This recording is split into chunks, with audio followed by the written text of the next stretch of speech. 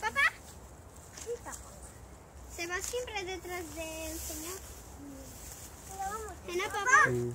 ये पीछे पीछे जाती है उसकी जो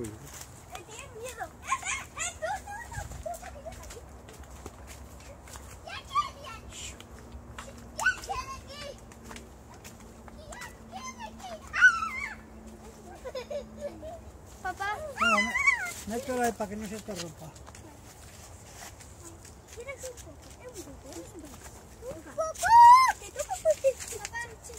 ¿te toca? No pasa nada, mi hija. Sacarle la guindilla, te vas a hacer.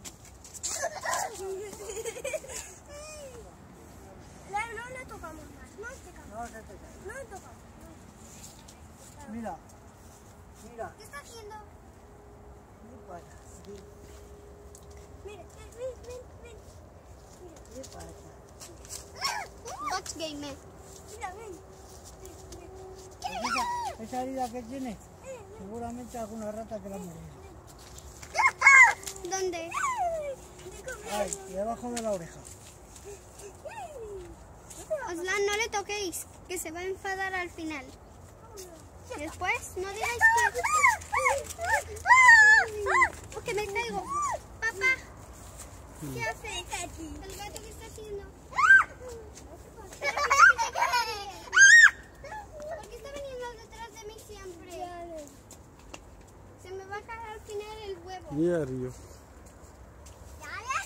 देखना रही हो Nara, no vayas detrás de él. Sí, yo me he tocado. Y se cayó. Ahí va. Uno para cada uno. Ahí va. Se me va a caer.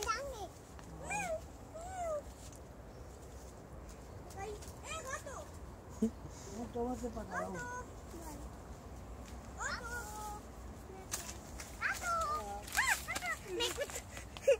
Vete tú, vete. Vete, gato. El gato nos va a morder, papá. Mira, no te vas a... El gato siempre está viniendo detrás de nuestros pies. ¡Qué gato! Te va a caer. Digo, papá, no me pasa nada. Ahí, en el río, hay peces. Y anda hay una fresa. Papá, hay foto. ¿Quién chiti coger Bali? ¿Ya has visto? Una fresa. ¡Qué gato! Ahí, roja. Papá, hay una fresa ahí. Solo hay una. Pobrecita. Es súper niña. Hombre, ahora no es la época.